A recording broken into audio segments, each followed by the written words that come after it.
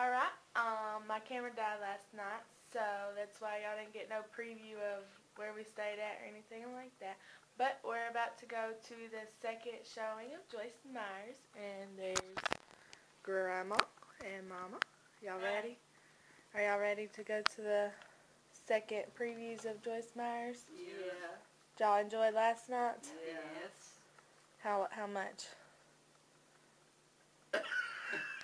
Silence. I hear crickets. I hear crickets. It was really. We enjoyed it. I enjoyed it, and I enjoyed it. Don't get smart. We enjoyed it, and okay, hush. We are on our way, and we will get you guys after. Maybe Darren, I will record something. Maybe after. Maybe after.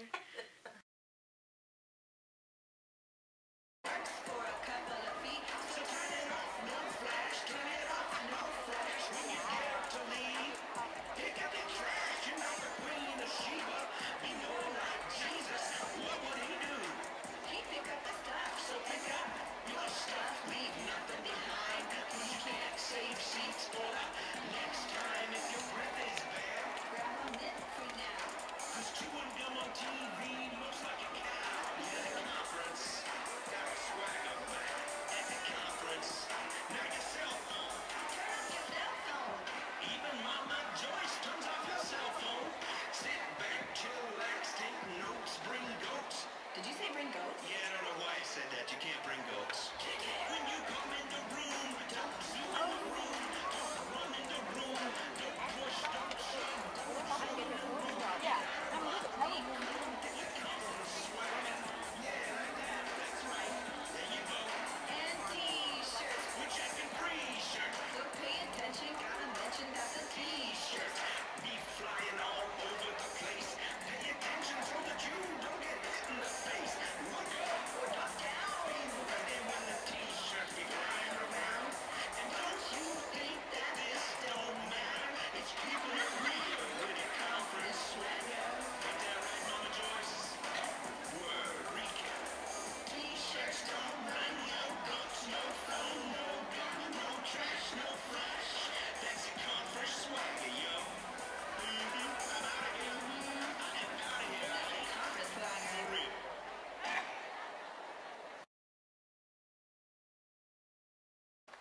The problem is, if God is the same yesterday, today, and forever, then why are we going backwards? It's not God's problem. It's not God's fault. Right, It's our fault. right. Like Joyce shared, the ungodly are not going to save this nation. Only the godly can save this nation. It is our responsibility.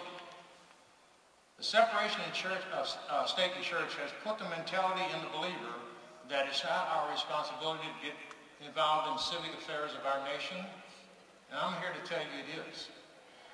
From our pulpit for 350 years, our ministers shared the very thing that I'm sharing here. And we have been duped into believing that it's not our responsibility, that we should not be involved in civil affairs. If we aren't, who's going to be? Amen. Our government was set up to be a servant to this nation.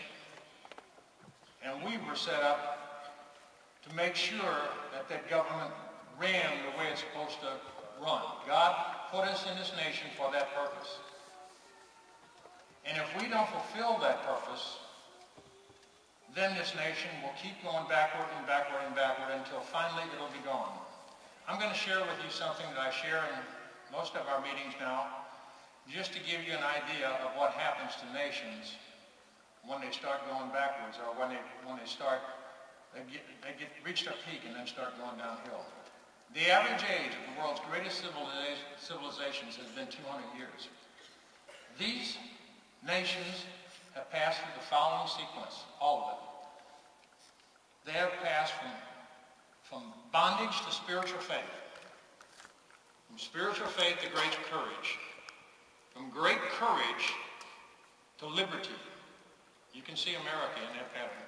From liberty to abundance. Now watch. From abundance to selfishness, from selfishness to complacency, from complacency to apathy, from apathy to dependency, from dependency back into bondage. And where is America today? We are dependent on our government. We are almost on the bottom rung, back into bondage. We're depending on our government to take care of us. Our government was not made to be our master. It was made to be our servant. And only we can make sure that our government remains our servant.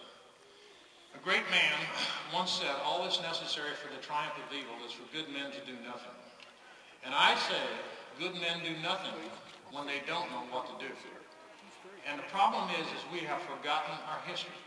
We have forgotten where we came from, who we are, who we were, where we came from, and the great and mighty things that have been accomplished in our past. And those things were accomplished so we can have what we have today. And we have allowed those things, the blessings that God has given us through our forefathers and founding fathers that have sacrificed so greatly. They've sacrificed their lives, their families, their fortunes so that we could have what we have today. It's our responsibility to maintain this. Our government is set up so that we could make sure that we took care of it. And if we don't take care of it, it will rule us, and is starting to rule us.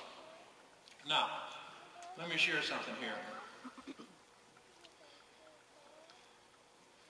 The Bible, throughout the Bible, shares with us that we get in grave danger when we forget what God has done. The Israelites, time and time again, got in trouble, and God commanded them, don't forget, remember the great and mighty things that I've done. He made it a law and a precept in Israel that they did not forget. If you do forget, you're going to get in great trouble. And every time they did, they went into bondage. In Deuteronomy chapter 8, after the Israelites came out of bondage and were beginning to enter the promised land, this is what God said. All the commandments which I command you this day, you shall be watchful to do. Watchful to do. In other words, you need to know the commandments. Benjamin Franklin said, a nation of well-informed men who have been taught to know and prize the rights that God has given them cannot be enslaved. But it's in the region of ignorance that tyranny begins. A nation of well-informed men who have been taught to know and prize the rights that God has given them. If we don't know our rights, we cannot prize them and we cannot protect them.